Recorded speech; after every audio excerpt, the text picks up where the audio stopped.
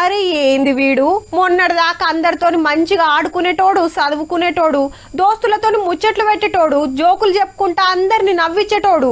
ఒక్క పారే గిట్లయిండు. మునుపటి మాట లేదు, ముచ్చట లేదు. పోనీ చదువు మీద పడ్డా అంటే అది సుత లేదు. ఏమైంది కావచ్చు? ఇగో కొందరు అమ్మ నాయనలు ఇట్లనే సోచాయిస్తుండొచ్చురు. ఇంతకు పోరలకేమైతుంది, ఎందుకట్లా వేస్తుర్రో తెలవాలంటే గీ ముచ్చట చూడాలే. పడుసు పోరగాన్లు ఉత్తగనే పరిశాన్ల పడుతుండ్రు, అమ్మా నాయనలను పరిశాన్ చేస్తుండ్రు.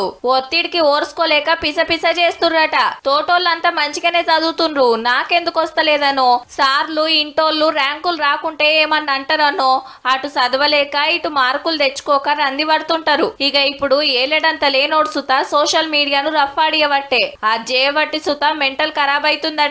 సోషల్ మీడియా ఓపెన్ చేసిన వెంటనే కంపారిటివ్ బిహేవియర్ స్టార్ట్ అవుతుంది. ఆ పిల్లాడు అంత బాగా చేస్తున్నాడే, మా ఫ్రెండ్ ఇంత బాగా సాధించాడే, వాళ్ళంత మంచి బట్టలు వేసుకున్నారే, వాళ్ళంత మంచి కార్లో పోతున్నారు, నేను ఎందుకు పోతలేను? వాళ్ళకన్నా బెటర్ ఫెసిలిటీస్ మనకు ఉంటవి, కానీ మన మనసు దానికి ఒప్పుకోదు. గదన్నట్టు ఆళ్ళ లెక్క నేనెందుకు వీడియోలు చేస్తలేను, నాకన్నా వాళ్ళ డ్రెస్సులు బాగున్నాయి, పలానోళ్ళు కార్లల్లో తిరుగుతుండ్రు, నేనెందుకు పనికి రాకుండా పోతున్నా అని ఇట్లా వాళ్ళతో నీళ్లతో పోల్చుకొని డిప్రెషన్లకు పోతుండ్రు అన్నట్టు. నలుగురు ఇట్లా ఒక్కళ్ళు ఏదో ఒకటి పెట్టుకొని మున్పట్లే కుంటలేరట. మొత్తం పడ్సోళ్ళ జనాభాల 116 మంది ఇట్లనే ఉన్నారంటే చూడుండ్రిగా.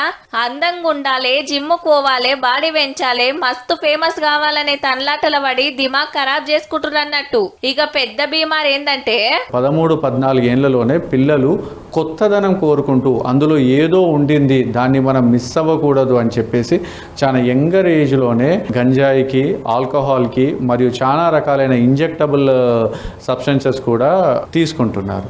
ఎట్లుంటదో తెలుసుకుందామని ఓ పర్ సైజుషుడు బానిసవుడు.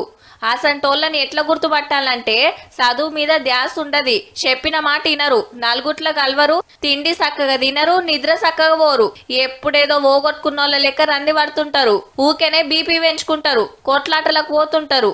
ఆఖరికి కొందరు దొంగతనాలకు మరుగుతే ఇంకొందరు పానాలే తీసుకుంటుండ్రు మనాదులతోని. మరి ఎట్లా రేవుకొస్తారంటే కూసుండ పెట్టుకొని ఏంది బిడ్డ ఏమైంది, ఏదన్నా తక్లీఫ్ అయితే చెప్పమని బుద్రకిస్తే చెప్తుండొచ్చు. ఓ కాళ్ళ ఏం చెప్తలేరంటే సీదా డాక్టర్ తనకి తొలకపోవాల్సిందే. ఇయాల రేపు పోరలు ఎట్లున్నారో అంతా చెప్పినాం. ఇక మీ ఇంట్లో పోరల పరిస్థితి ఏందో షేకింగ్ చేసుకోండి మళ్ళా.